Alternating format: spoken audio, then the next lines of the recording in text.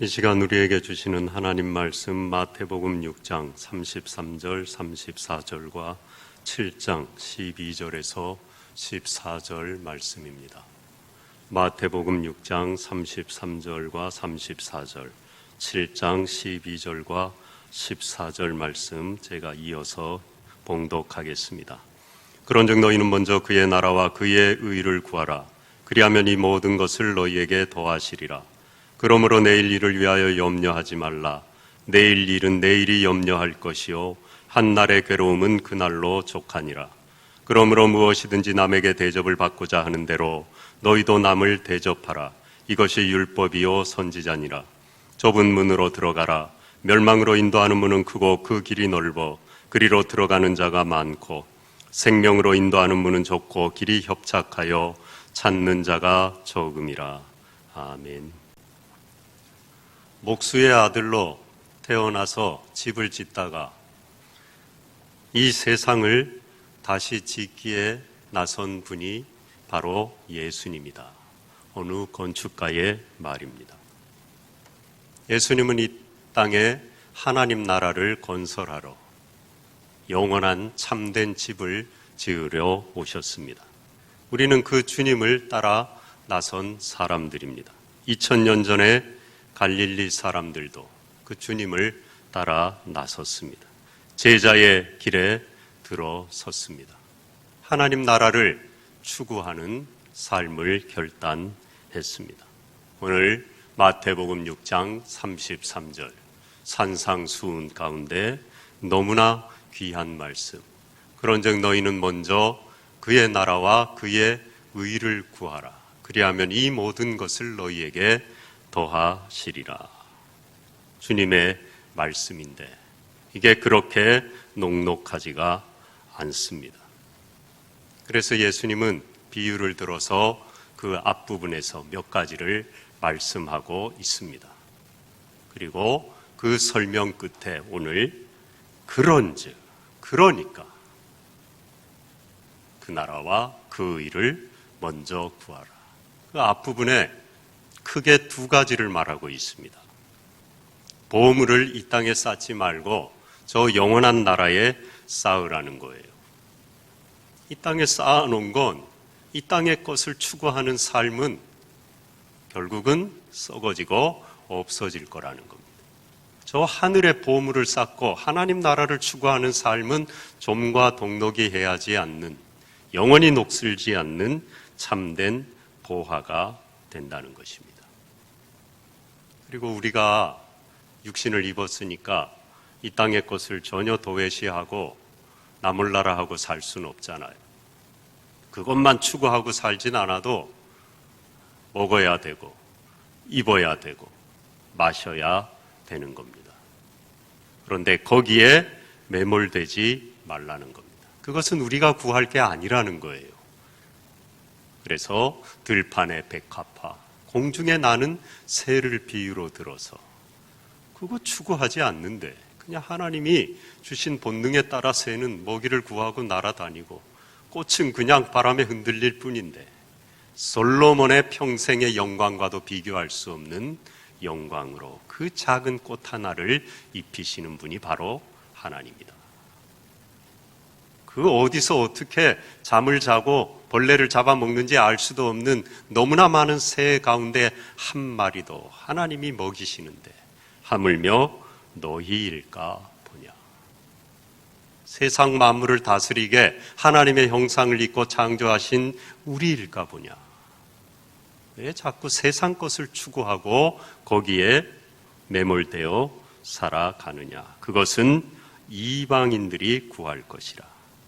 그리고 하나님이 너희들에게 이 모든 것이 있어야 될 줄을 아느니라. 그러니까 그런즉, 그래서 33절에 그런즉 우리가 구할 것은 하나님의 나라와 하나님의 의라는 것입니다.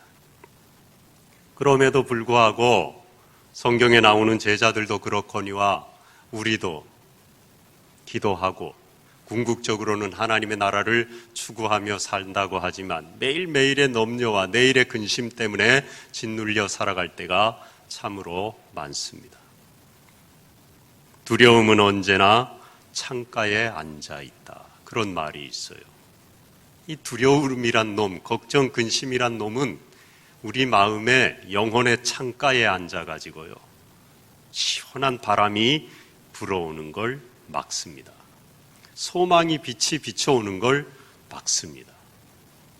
그 어두컴컴한 내 심령에 절망, 근심, 걱정 가운데 쌓여서 밖을 보지 못하게 만들어요.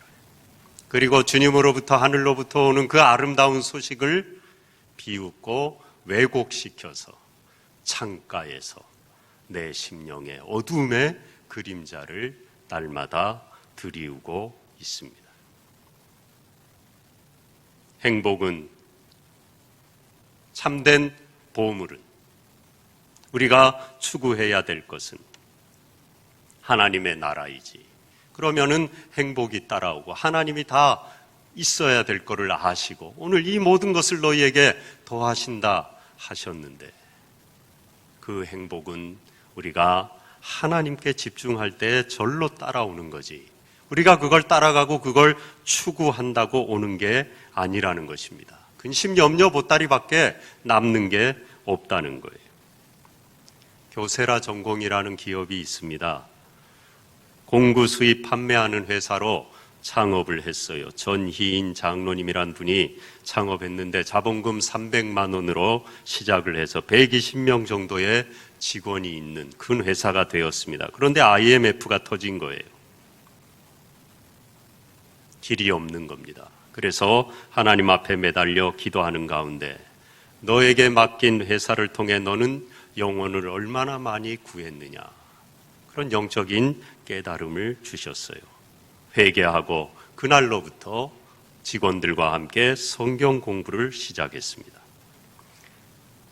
그러던 중에 세계 100대 기업의 하나인 일본의 교세라 그룹에서 합병 제의가 들어왔어요. 단번에 거절했습니다.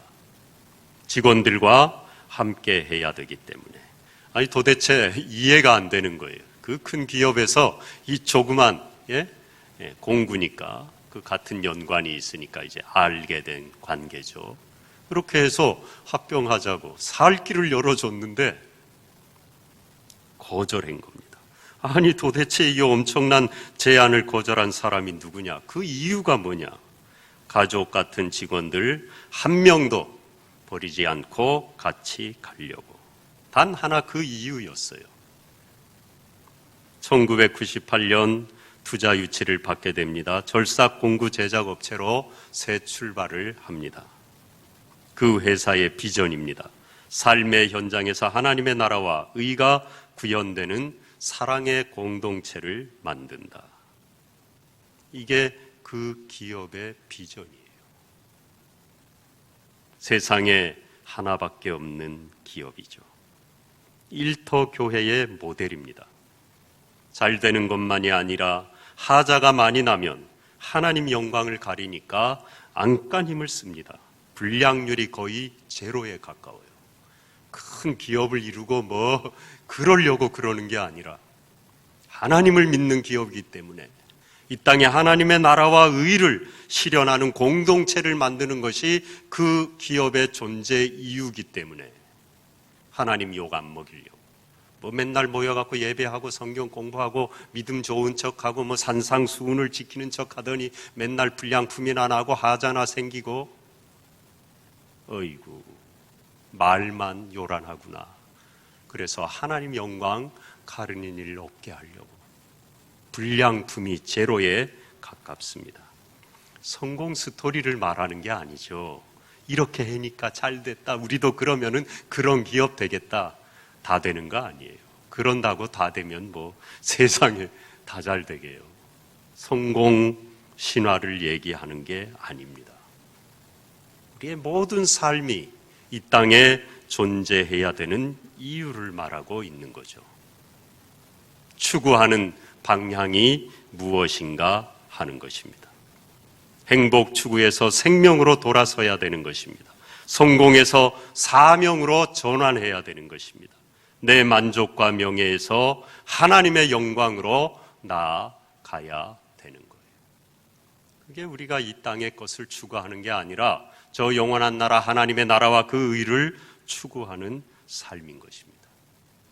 바울이 자기 딴에는 예수님 믿는 사람들 잡아 죽이는 일에 가담하고 잡는 일에 가장 앞장서 갖고 열심히 득심하게 그렇게 설치고 다녔잖아요.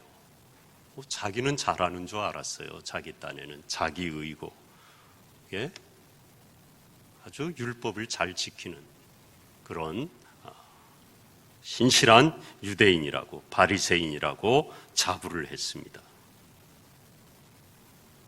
그러나 그가 다메섹을 가는 그 도상에서 주님 만나고, 이것은 나의 의였구나, 하나님의 의가 아니었구나, 십자가의 의는 다른 것이었구나, 나의 의와는 비교할 수 없는 것, 구약의 율법의 의와는 도대체 상대도 되지 않는 참된 것이었구나. 그 하나님 나라의 가치를 깨닫고 그의 삶의 방향이 전환됩니다. 이제는 목숨을 내대고 복음을 전하고 오직 하나님의 의, 십자가의 의를 추구하는 삶이 된 것입니다. 방향이 전환된 거죠. 베드로 먹고 살기 위해 갖고 그냥 온통 하루 종일 평생 그의 생각과 마음과 몸을 지배하는 건 자기 먹고 살고 안 굶고 가족 식솔들 먹이고 살리고 그거밖에 없었어요. 그게 잘못된 건 아니에요. 당연히 우리가 그렇게 살아야 되는 겁니다. 그런데 그거밖에 없었다는 겁니다. 먹고 사는 일만 추구한 거예요. 근심 염려 가운데 찌들어 살아간 겁니다. 그런데 주님 만나고 그의 삶이 바뀌었어요. 사람을 낚는 어부가 되게 하리라. 그의 삶이 추구하는 길이 달라진 것입니다. 주님 따라 나선 겁니다. 제자가 되어서. 그의 인생의 목적은, 그가 이 땅에 살아가는 이유는 오직 하나님의 나라와 그의 하나님의 영광이 된 것입니다. 하나님은 예수님을 통하여 이 하나님의 나라와 의를 추구하는 진정한 삶의 길을 우리에게 보여주셨어요. 그리고 따라오라고 하시는 겁니다. 근데 우리는 연약하니까 일단 보이는 게 먹는 거고 입는 거잖아요. 그건 어쩔 수 없잖아요. 그러니까 보이지 않는 영원한 하나님의 나라를 추구하는 삶에서 자꾸 이탈합니다. 돌아섭니다. 하나님 잠깐만요. 지금 급하니까 나 좀 살 궁리 좀 하고요. 제가 잊어버리지 않겠다니까요. 잠깐만 계셔보세요. 그러고 하나님과 흥정을 하고 타협을 합니다. 거기에는 참된 만족이 없다는 거예요. 그건 이방인들이 구하라는 거예요. 너희는 먼저 그의 나라와 그의 의를 구하라. 그 다음에 뭐라 그럽니까? 그리하면 이 모든 것을 너희에게 더하시리라. 할렐루야. 믿으시기 바랍니다.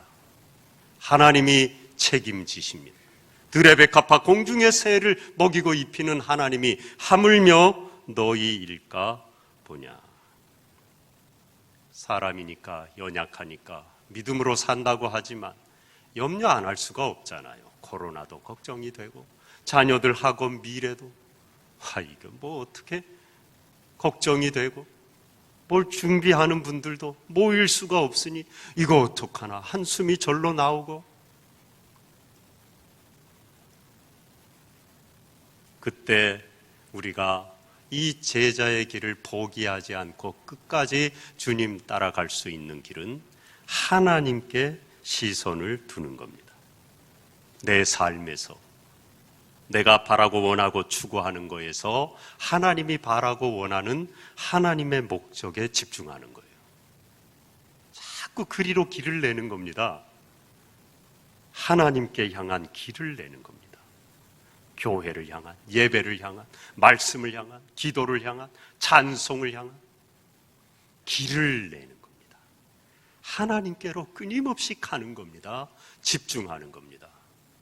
그러면은 우리가 이 길을 포기하지 않고 끝까지 하나님 나라 추구하는 제자의 삶을 마침내 경주할 수가 있는 것입니다. 올 한 해도 여러분의 삶 가운데 오직 우리가 살아가는 이유, 제자됨의 목적, 하나님의 나라를 추구하는 것이라는 걸 가끔은 잊어버리고 때로 흔들릴 때가 있지만 길을 내셔요. 더 기억하고 또 말씀 보고 사모하고 기도의 자리를 찾고 그러면은 우리가 마침내 주님 가신 그 십자가의 길을 따라가게 되는 줄로 믿습니다. 근데 이제 우리의 큰 인생의 흐름이 길이 하나님 나라로 놓였잖아요. 어찌되었건 가끔씩 한눈은 팔 수 있지만 이 길을 완전히 벗어날 수는 없잖아요. 지구를 떠날 수는 없잖아요.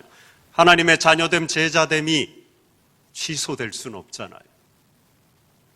그러나 살아가는 동안 그때그때 우리의 삶의 곁길이, 더 좋은 길이, 보기에 더 넓은 길이 우리를 유혹합니다. 그 갈래길 앞에 우리가 섭니다. 선택을 해야 될 상황에 순간순간 우리는 맞닥뜨립니다.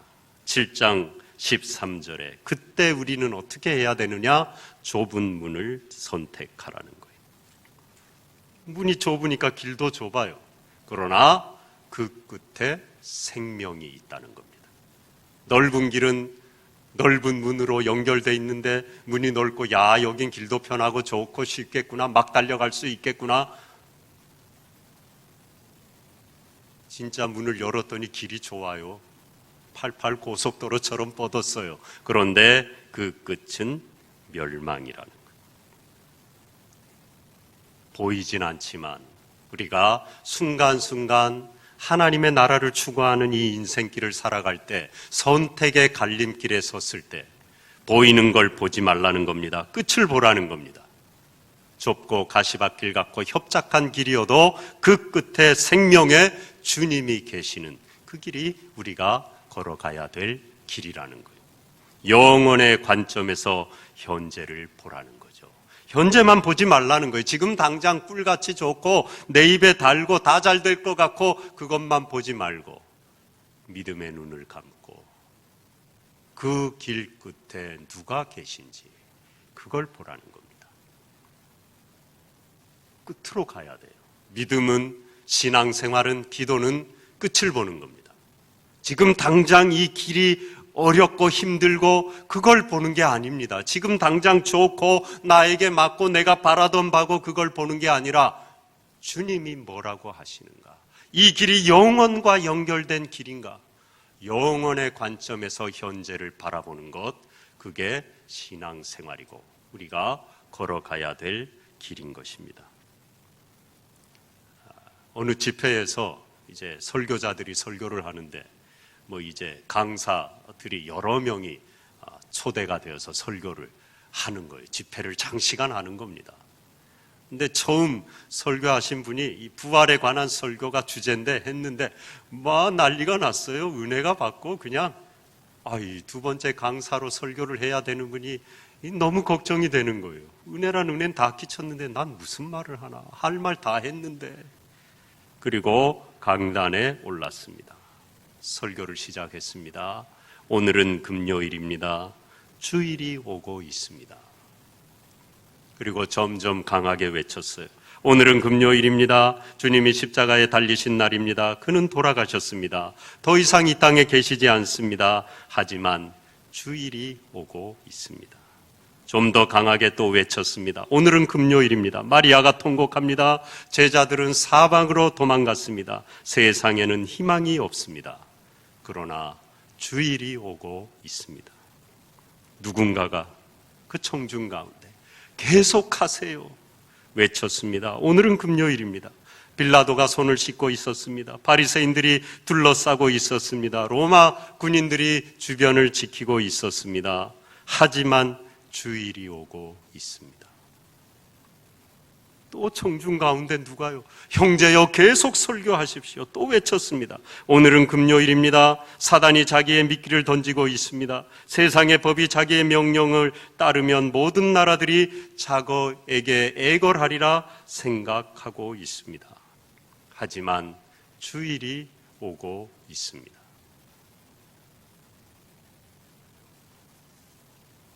주님의 은혜가 오늘 금요일 주님 돌아가신 절망, 내 인생의 좁은 길밖에 없고 협착한 사망의 길이 놓여 있는 것 같았지만 주일이 오고 있다는 거예요. 그 끝에 생명의 주님이 계셨다는 거예요. 다시 살아나셨다는 거예요. 우리에게 주일은 이미 왔죠. 오늘 주일, 사순절을 지나는 이 주일마다 우리는 작은 부활절을 경험하는 것입니다. 그 끝에 생명이 있음을 붙드는 것입니다. 현재에서 미래로 가야 돼요. 현재에만 주저앉아 있으면 이 걱정, 근심에 짓눌릴 수밖에 없어요. 믿음의 손을 뻗어서 부활의 생명을 가지고 우리에게 오시는 주님을 붙들어야 되는 것입니다. 그러면은요, 우리가 그 주님의 품에 안기잖아요. 부활의 주님, 그 생명의 주님을 만나잖아요. 그러면 그곳에서 현재의 고통을 바라보게 되죠. 약속의 말씀으로 내 상한 마음이 비춰지는, 성령의 조명으로 내 이 힘든 상황에 빛이 비추이는 것입니다. 당장 우리는 육신의 눈을 가졌기 때문에 좁은 길 선택하기 참 어렵죠. 넓은 길이 다 좋아 보이죠. 그리 가고 싶죠. 그때 하나님을 따라 나선 제자들은요, 십자가의 길을 따라가는 순례자들은요, 잠깐 눈을 감고 감은 눈 안에 보이는 참된 생명의 주님을 바라보아야 되는 것입니다. 그때 지금 당장 하나님의 나라와 의를 구하는 그 좁은 길, 아무것도 내게 유익이 없을 것 같은, 그리 가면 십자가의 죽음밖에 없을 것 같은 그 길을 택할 수가 있는 거예요. 우리가요, 교양이 넘쳐갖고 사람이 완전히 180도 달라져가지고 우리가 천사가 되어가지고 십자가의 용맹한 군사가 되어가지고 그렇게 하는 게 아닙니다. 여전히 연약합니다. 여전히 두렵습니다.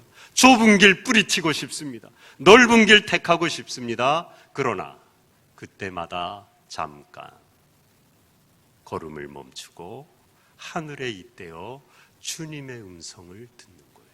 사순절 기간에 묵상하는 이유도 거기에 있는 겁니다. 하나님께로 가는 겁니다. 하나님의 마음으로 가는 겁니다. 그리고 영원으로 가서 그 영원의 관점에서 오늘의 내 삶을 바라보는 것입니다. 그리고 믿음으로 그걸 해석해내는 거예요. 그래서 마침내 요셉처럼 이 모든 것이 합하여 선이 되게 하셨다고 고백하는 믿음의 고백을 얻게 되는 것입니다. 우리는 여전히 연약합니다. 여전히 넘어질 수밖에 없습니다. 육신의 지배를 받을 수밖에 없어요. 그러나 하나님이 우리에게 주신 것이 있는데 바로 영혼의 불씨예요. 우리 모두에게 영혼을 갈망하는 마음을 주셨습니다. 그래서 주님 앞으로 가는 거예요. 그 끝에 있는 참된 생명을 붙들고 오늘 힘든 이 믿음의 길을 선택하는 것입니다. 이렇게 하나님의 나라를 추구하고 또 순간순간 갈림길 가운데 영원의 관점에서 오늘을, 이 순간을 해석하는데 한 가지 기억해야 될 것은 그 길을 나 혼자 가는 게 아니라는 겁니다. 누군가와 함께 가게 돼 있어요. 그 사람이 나를 유혹하는 사람이건 도와주는 사람이건 다 떠나서 누군가와는 함께 그 길을 걸어가야 됩니다. 산상수훈 가운데도 그 이웃, 이 순례길의 동행자와의 관계를 말씀하는데 오늘 읽은 12절 말씀, 이 황금률은 특별히 더 나아가서 우리에게 귀한 깨달음을 주고 있습니다. 탈무드에 내가 싫은 건 남에게도 시키지 말라. 참 좋은 교훈이죠. 이걸 가훈으로 삼은 집도 있답니다. 내가 싫은 건 남도 시키지 말라. 그러면 아무래도 관계가 부드러워지겠죠. 예? 그럴 수밖에 없잖아요. 참 지혜로운 삶입니다. 우리 어디 가면 텃세도 당하잖아요. 참 싫잖아요. 텃세 부리면 누군가는. 근데 정작 나는 나도 모르게 또 텃세를 부리고 있지 않는가. 내가 싫은 건 남에게도 하지 말라는 거예요. 그렇게만 해도 공동체의 평화가 임할 겁니다. 그런데 성경은 뭐라 그럽니까? 거기에서 더 나아가라는 거예요. 7장 12절. 남에게 대접을 받고자 하는 대로 너희도 남을 대접하라. 싫은 거 안 하는 차원이 아니라 남이 나에게 해줬으면 좋은 걸 적극적으로 이제는 행하라는 겁니다. 더 나아가라는 겁니다. 이게 그런데 얼마나 어렵습니까? 이게 되면은요, 거기가 천국이겠죠, 아마. 그죠? 천국이 따로 있겠어요? 거기가 천국이겠죠. 우리로서는 불가능해요. 길은 단 하나입니다. 끊임없이 우리는 남에게로 가는 겁니다. 그의 입장에 서보는 거예요. 화가 나고 분노가 끓어오르고 내 의를 드러내고 싶고 그럴 때 잠깐 그리고 하나님께 가고 영원으로 가고 또 하나 상대의 마음으로 가는 거예요. 어떻게 하든지 이해해 보려고. 왜 그런 말을 했을까? 왜 그런 행동을 했을까? 그러면 거의 다 이해가 됩니다. 이해 안 되는 건 없습니다. 내가 이해 안 돼도 주님이 내 모든 것을 아시고 내 발까지 씻어주신 나를 그 누구보다 극진히 대접해 주신 주님이 나는 너를 이렇게 대접했는데 너는 그렇게 하지 못하겠느냐 말씀하는 거예요. 어렵고 힘들죠. 그럴 때마다 우리는요, 남에게로 가야 돼요. 내 마음을 그의 마음 가운데 이입시켜야 되는 겁니다. 가족 간에도 그렇고 교우 간에도 그렇고요. 그러면은 이해되지 않을 게 없어요. 더 나아가서 내가 싫은 것만 안 하는 게 아니라 내가 대접받고 싶은 대로 남을 대접하게 되는 거예요. 친절하게 하면 겉으로라도 기분 좋잖아요, 여러분. 내 별로 잘난 거 없는데 멋있습니다, 아름답습니다 그러면 한다른 생각이 나잖아요. 자다가도 입가에 민소가 번지고 사실이 아닌데도 대접받는 거 립 서비스 하나도 우린 다 좋아하잖아요. 내가 그렇게 좋은 걸 남에게도 좀 하라는 거죠. 왜 안 하냐는 거예요. 내가 좋은 건 남에게 하면 다시 돌아온다는 것입니다.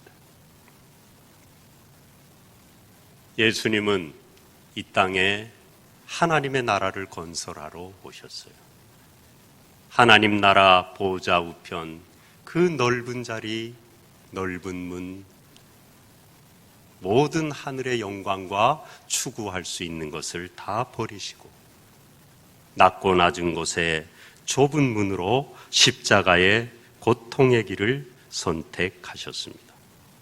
하나님의 영광과 우리를 구원하고자 하는 그의 열망이 있었기 때문입니다. 예수님은 우리를 제자로 부르셔서 우리도 주님이 가신 그 십자가의 길을 따라서 하나님의 나라를 추구하라고 말씀하는 거예요. 나와 함께 가자는 겁니다. 그 갈림길에 갈림길이 있어요. 어느 길을 선택해야 될지 모를 때가 있는데, 사람이요, 넓은 길도 길이지만 가끔은 오솔길로도 가야 됩니다. 오솔길을 많이 다니잖아요. 산에 가봐도 그렇고 들에도 그렇고 길이 납니다. 넓은 길 있는 길만 다녀갖고는 오솔길에 있는 정말 아름다운 꽃과 풀과 나무를, 그 아름다운 향기를, 풍경을 누릴 수가 없어요. 남이 다 닦아놓은 큰 길은 이미 모든 것들이 다 밝혀졌는데, 좁은 문, 좁은 길, 주님이 가신 십자가의 길에는요, 넓은 길을 가는 사람은 도대체 맡아볼 수도 없는 향기와 볼 수도 없는 아름다운 하나님의 나라의 모습이 거기에 펼쳐져 있습니다. 우리는 길을 내는 사람들입니다. 십자가의 길은 이미 있던 길이 아닙니다. 주님이 자처하여 가신 오솔길이에요. 하나님의 나라를 추구하고자 가신 좁은 길입니다. 거기에 부활의 영광이 있잖아요. 그 길에 우리 모두 나선 거예요. 디뎌야 길이 되는 것입니다. 주님은 오늘도 우리에게 오솔길로 가자고 말씀하셔요. 당장은 힘들고 어려운 것 같지만 거기에 있는 참된 생명과 모든 것을 더해 주시는 은총을 우리에게 베푸시기를 원하는 겁니다. 요단에 발을 내딛지 않으면 갈라지는 은혜를 체험할 수 없습니다. 광야에 들어서지 않으면 만나와 메추라기를 맛볼 수 없습니다. 힘들다고 지긋지긋하다고 다시 애굽으로 돌아가면 가나안 복지를 체험할 수가 없습니다.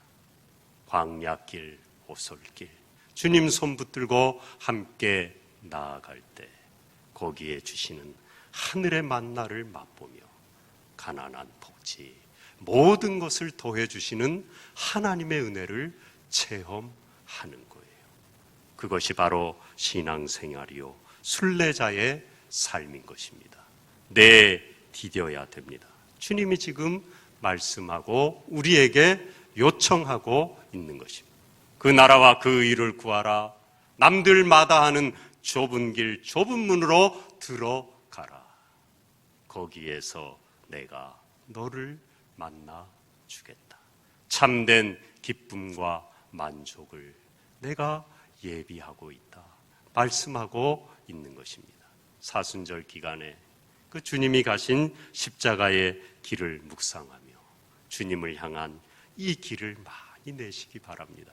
그래서 그 길에서 주시는 하나님의 은혜와 축복이 여러분의 심령의 가정에 충만히 넘치시기를 축복합니다. 기도하겠습니다.